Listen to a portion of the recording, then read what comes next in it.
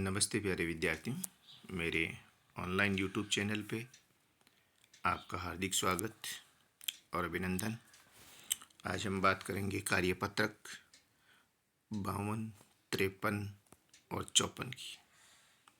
सर्वप्रथम है कार्यपत्रक 52। विषय वस्तु है, ध्वनि और अधिगम बिंदु है, कंपन का आयाम, आवर्तकाल एवं आवर्ती।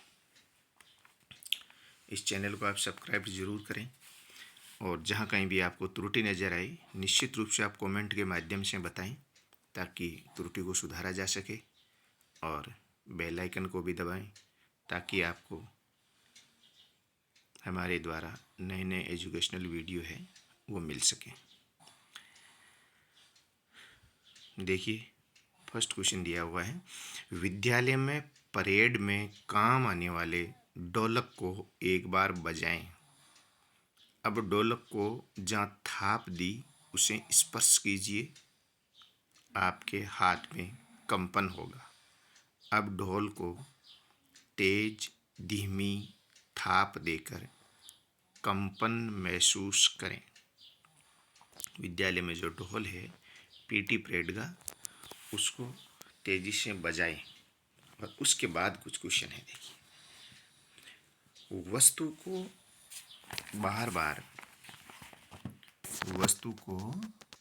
बार बार इधर उधर गति करना कंपन कहलाता है। तो ये कंपन की इसने परिभाषा दे रखी है, अपने को ये भी चीज़ याद करनी है अलग से।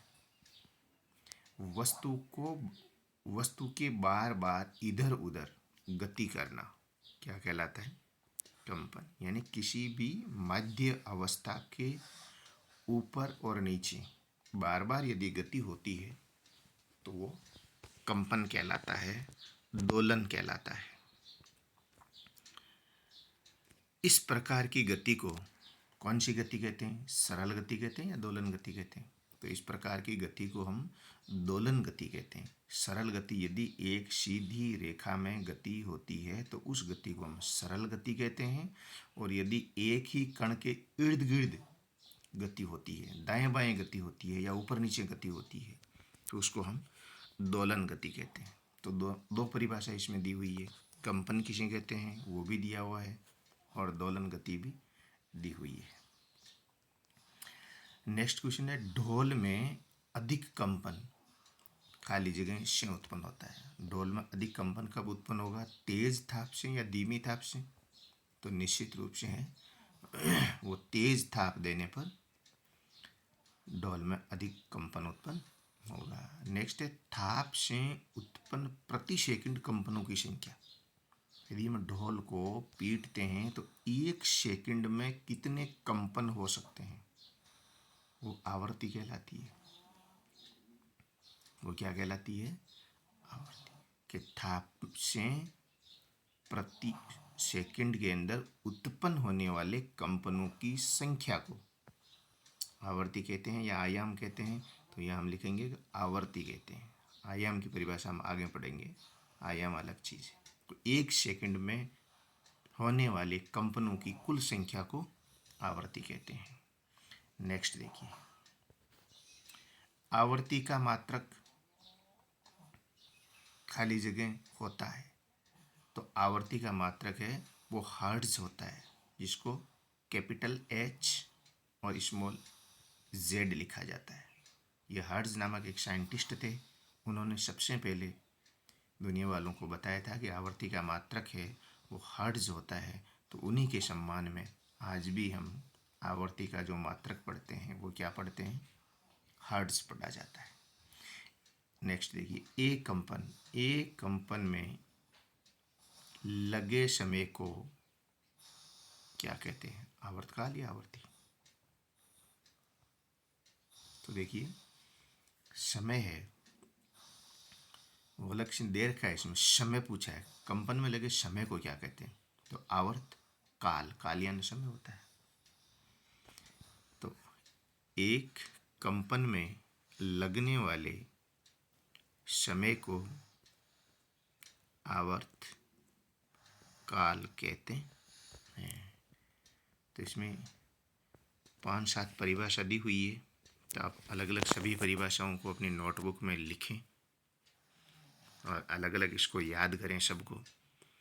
आवर्ती किसी कहते हैं, दोलन गति किसी कहते हैं, सरल गति किसी कहते हैं, आवर्त काल क्या होता है, हर्ट्ज क्या होता है, बहुत सारी परिभाषाएं दी हुई है।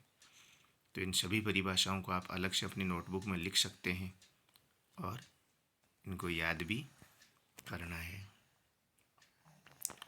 नेक्स्ट क्वेश्चन है, चित्र में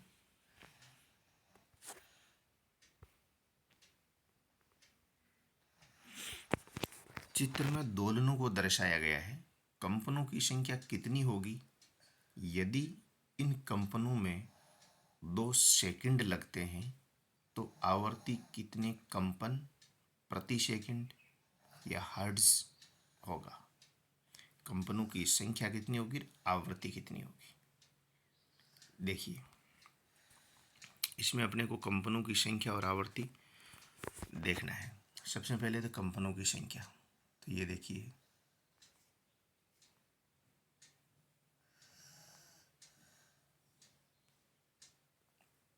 इस चित्र को देखिए। अब आप कंपनों की संख्या कितनी हो गई, कंपनों की संख्या है 4। ये इसकी एक माध्य स्थिति है, बीच की स्थिति है।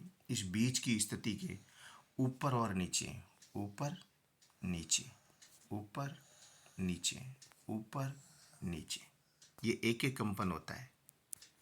अब देखिए आप कितने कंपन है, ये एक कंपन, ये 2 कंपन, ये 3 और ये कितने हो गए, 4। तो बहुत इजी है कि कंपनों की संख्या कितनी है, 4 है। आवर्ती, आवर्ती का फॉर्मूला क्या होता है, कितने कंपन है उसमें समय का भाग दे दीजिए।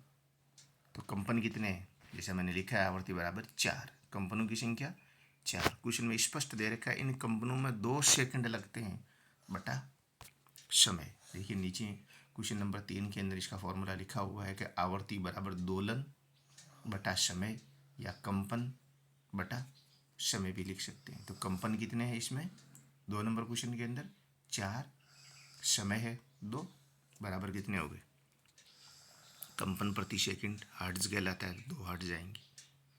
कितने हर्ट्ज जाएंगे, 2 हर्ट्ज। नेक्स्ट क्वेश्चन है, चित्रानुसार एक सरल लोलक 1 सेकंड में 5 दोलन करें तो अपनी आवर्ती होगी। देखिए, दीवार घड़ी जो होती है उसके समय के साथ साथ एक सरल लोलक होता है जो इस प्रकार गति करता है, बार बार ऐसे, यही दर्शाया गया है इसके अंदर। ये एक सरल लोलक है, इसको सरल लोलक कहते हैं, जो दोलन गति करता है। ये इसका माध्य बिंदु है, एक साइड ए बिंदु इस तरफ गति करता है, दूसरी साइड बी बिंदु इस तरफ गति करता है, और लगातार ये एक ही रास्ते पर जाता है, इसी रास्ते पर जाता है, इसी पे आता है, इसी पे जाता है, इसी पे आता है। इस प्रकार की गति को दोलन गति कहते हैं। तो ये कह रहा है कि 1 सेकंड के अंदर 5 दोलन है, कर रहा है ये, तो आवर्ती कितनी होगी, तो आवर्ती बराबर दोलन बटा समय। दोलन 5, समय 1 सेकंड, तो 5 बटा 1 बराबर 5 हर्ट्ज हो गया। बहुत ईजी है। तो इसकी भी आवर्ती कितनी होगी, इसकी आवर्ती होगी 5 बटा 1 बराबर 5 हर्ट्ज। नेक्स्ट क्वेश्चन देखिए, चित्र में एक कण के दोलन को दर्शाया गया है।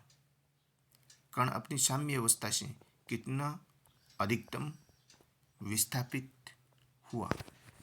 देखिए, एक तरंग दर्शाई हुई है और इस तरंग के अंदर हमें इसका विस्थापन देखना है कण का। ये इसकी माध्य स्थिति है, लिखा हुआ है साम्य अवस्था, ठीक है।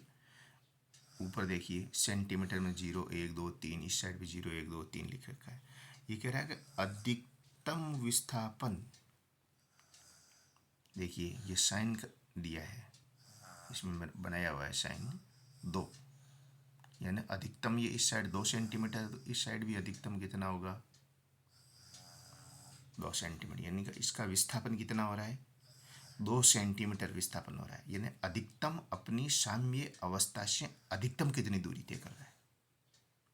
फिर से सुनिएगा एक बार कि अपनी जो ये साम्य अवस्था है, ये साम्य अवस्था है, इस साम्य अवस्था से अधिकतम इस साइड कितनी दूरी तय कर रहा है, अधिकतम इस साइड कितनी दूरी तय कर रहा है।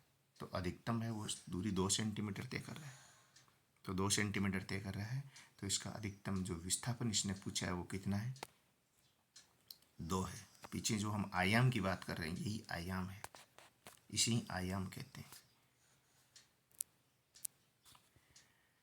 तो इसके अंदर हमें विस्थापन 2 सेंटीमीटर लिखना है। नेक्स्ट क्वेश्चन की तरफ चलते हैं। देखिए यही क्वेश्चन पूछा गया इसने वापस। रिक्त स्थानों की पूर्ति कर उचित शब्द वो लिखिए। दोलन गति में किसी कण के साम्य अवस्था से अधिकतम विस्थापन को आयाम कहते हैं, आवर्ती कहते हैं। तो क्या कहते हैं इसको, आयाम। क्या कहेंगे, आयाम कहेंगे इसको। अभी हमने पढ़ा के देखिए, इस नीचे वाले क्वेश्चन नंबर 6 में एक डायग्राम दिया हुआ, इसको देख लीजिए। इसने स्पष्ट लिखा है मैंने इसके ऊपर, माध्य अवस्था है या साम्य अवस्था है, इस साम्य अवस्था के ऊपर 1 सेंटीमीटर तक गति कर रहा है ये। तो ये इसका आयाम है, मैंने डिफाइन भी किया है इसको यहाँ पे। ये क्या है, आयाम। साम्य अवस्था के इर्द गिर्द जो अधिकतम विस्थापन होता है वो उसका आयाम कहलाता है। और आयाम को है वो सेंटीमीटर के अंदर, मीटर के अंदर माप सकते हैं। नेक्स्ट क्वेश्चन,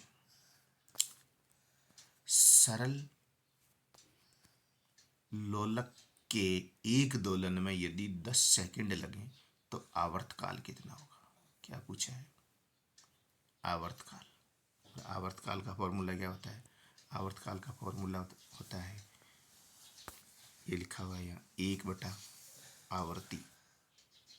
आवर्तकाल का फॉर्मूला क्या होता है, 1/, आवर्ती।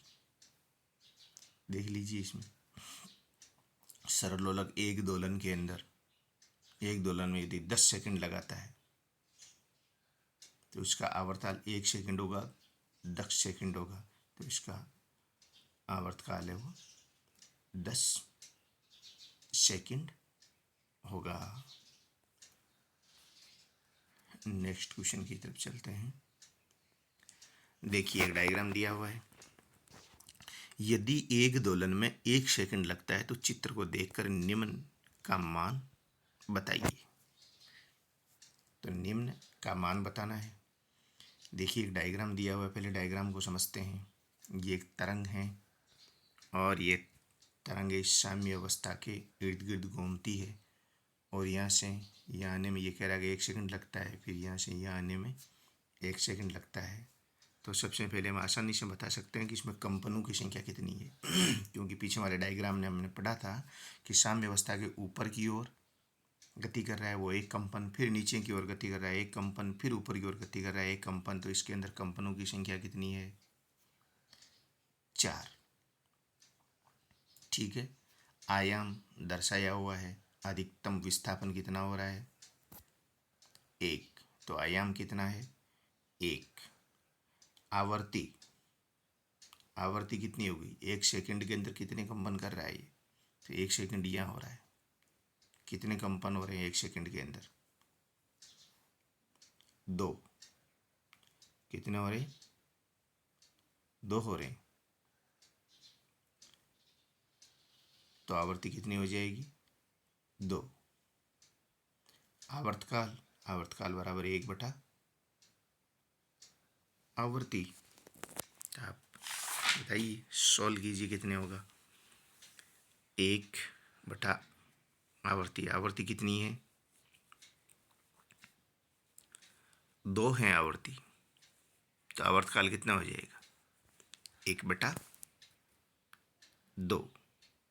आवर्तकाल कितना हो जाएगा इसका, 1/2।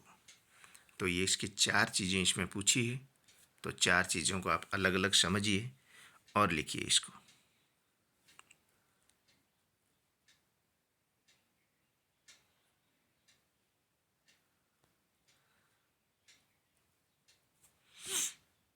चलें आगे, नेक्स्ट क्वेश्चन की तरफ चलते हैं। देखिए, कंपन, आयाम, दोलन, आवर्ती, आवर्तकाल, ये सारे इस डायग्राम के अंदर डिफाइन किया हुआ है। तो अच्छी तरह से इसको समझना है, क्योंकि इन्हीं की परिभाषा है वो आगे पूछी गई है। आगे पूछ रखा है कि आवर्ती को परिभाषित कीजिए। 1 सेकंड में उत्पन्न तरंगों या कंपनों की कुल संख्या को आवर्ती कहते हैं। 1 सेकंड में उत्पन्न तरंगों या कंपनों की कुल संख्या को आवर्ती कहते हैं। आवर्ती की इकाई है वो क्या होती है? हर्ट्ज होती है। आवर्ती की इकाई क्या होती है? हर्ट्ज होती है। और हर्ट्ज को हम HZ से लिखा जाता है। कैपिटल H लिखेंगे, स्मॉल z लिखेंगे। तो 1 सेकंड में उत्पन्न तरंगों, दोलनों या कंपनों की कुल संख्या को आवर्ती कहते हैं।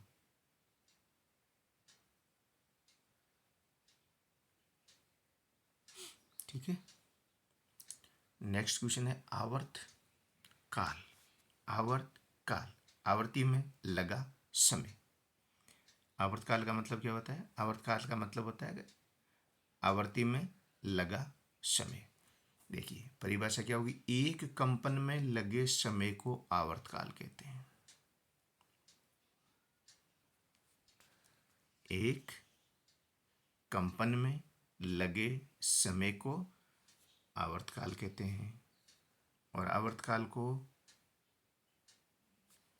कैपिटल T से प्रदर्शित करते हैं। और आवर्तकाल का मात्रक क्या होता है? सेकंड होता है। तो इसमें 3 चीज़ दी हुई है। आवर्तकाल की परिभाषा दी हुई है, आवर्तकाल को किससे प्रदर्शित किया जाता है वो दिया हुआ है, और आवर्तकाल का मात्रक क्या होता है। तो तीनों चीज़ें हमें इसमें याद करनी है। नेक्स्ट क्वेश्चन है आयाम किसे कहते हैं? जैसे आयाम की परिभाषा ऊपर दे रखी थी हमने खाली स्थान के अंदर। किसी माध्यम में कण की मूल स्थिति या साम्यावस्था। किसी माध्यम में कण की मूल स्थिति या साम्यावस्था, जो इस प्रकार के डायग्राम में ये दे रखा था, ये इसकी मूल स्थिति। मूल स्थिति या साम्यावस्था के दोनों ओर एक तरफ इस प्रकार गति होती है, दूसरी उस साइड इस प्रकार गति होती है। मान लेते हैं ये जो गति है वो अधिकतम कितनी 4 सेंटीमीटर हुई है। तब ये कह रहा है कि साम्य अवस्था के दोनों ओर अधिकतम विक्षोभ या विस्थापन को क्या कहते हैं? आयाम कहते हैं। और आयाम को ऐसे निरूपित किया जाता है। आयाम को ऐसे निरूपित किया जाता है। तो ये हुई आयाम की परिभाषा। बहुत सारी परिभाषाएं इसमें दे रखी हैं, तो सभी परिभाषाओं को आप लिखेंगे अलग अलग। ये था कार्यपत्रक 52। और अब हम चलते हैं कार्यपत्रक 53 की ओर। विषय वस्तु है ध्वनि, अधिगम बिंदु है श्रव्य और अश्रव्य ध्वनि। देखिए, फर्स्ट क्वेश्चन दिया हुआ है रिक्त स्थानों की पूर्ति करनी है अपने को। उचित शब्द है इसमें भरना है। पहला दिया हुआ है, फर्स्ट दिया हुआ है कि मच्छरों के अपने कान के पास आने पर उसके कंपन की उत्पन्न ध्वनि 20 हर्ट्ज से कम होने से हमें ध्वनि लगती है। यदि 20 हर्ट्ज से भी कम ध्वनि है तो ध्वनि हमें अच्छी लगती है या बुरी लगती है। तो 20 हर्ट्ज से जो ध्वनि कम होती है वो हमेशा हमें अच्छी लगती है और हमें वो बहुत कम सुनाई देती है सामान्यतः। नेक्स्ट है रेलवे स्टेशन पर जब रेल उच्च ध्वनि से हॉर्न बजाती है, बहुत तेज जब हॉर्न बजाती है, जो हमारे कानों को बुरी लगती है, क्योंकि इसकी आवृत्ति है सुनने लायक आवृत्ति।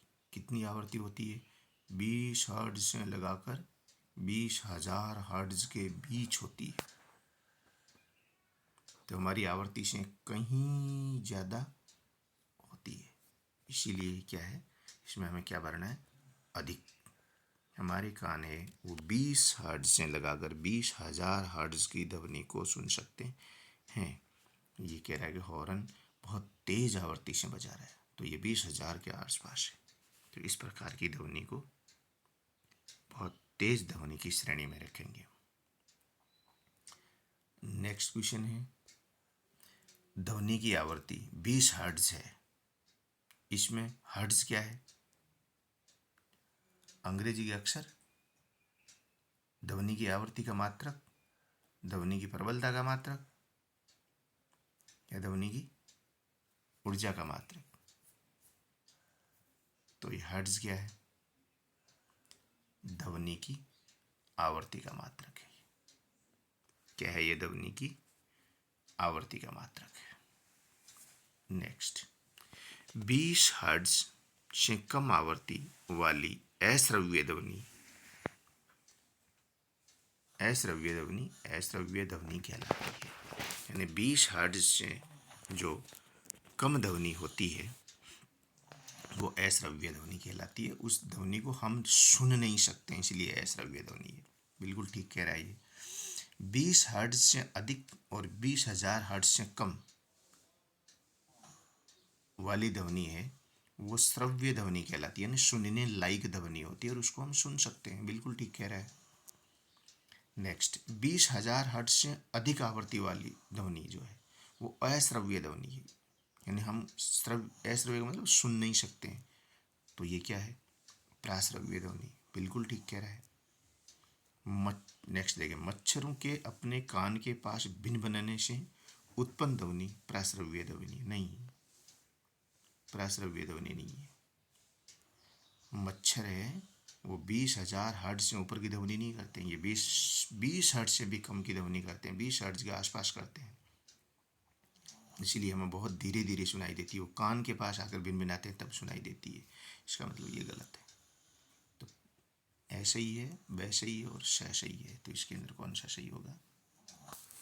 ABC। यानी इसमें हमें यही सीखना है कि हमारे कान हैं वो 20 हर्ट्ज से लगाकर 20,000 हर्ट्ज की ध्वनि को सुन सकते हैं।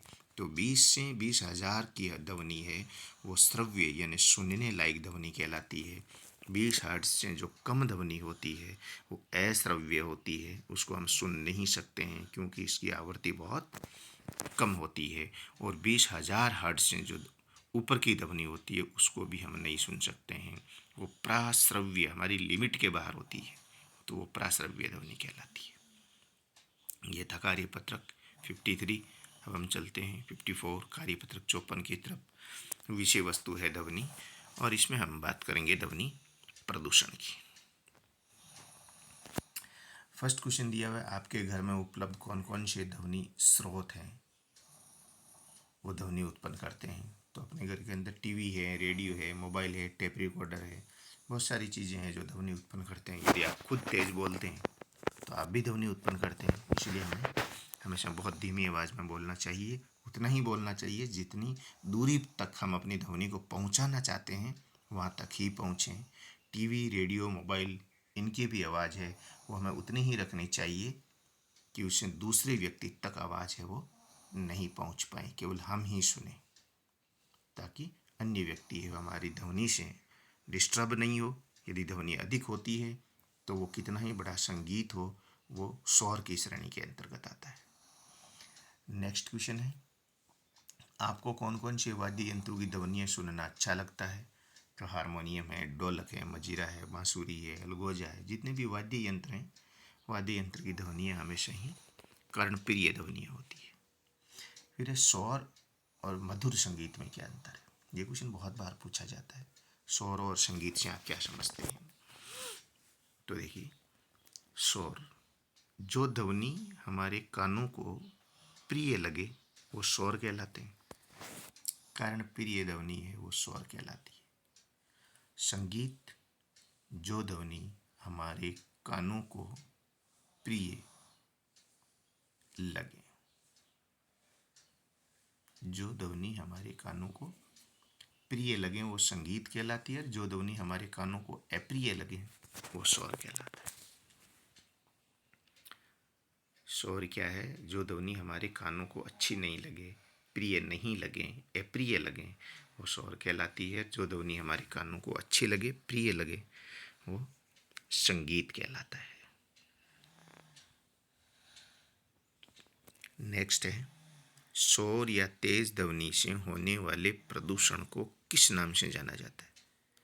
तो शोर या तेज ध्वनि से होने वाले प्रदूषण को ध्वनि प्रदूषण के नाम से जाना जाता है। नेक्स्ट क्वेश्चन है, यदि लगातार तेज ध्वनि के संपर्क में रहें तो आपको कौन कौन सी स्वास्थ्य संबंधी समस्याओं का सामना करना पड़ सकता है? यदि हम लगातार तेज ध्वनि के संपर्क में रहते हैं तो कौन कौन सी समस्याएं आ सकती है? देखो, यदि हम लगातार तेज ध्वनि के संपर्क में रहते हैं तो चिड़चिड़ापन होना, सिर दर्द होना, रक्तदाब का बढ़ना, कम सुनाई देना और हृदय संबंधी रोग है वो हो जाते हैं।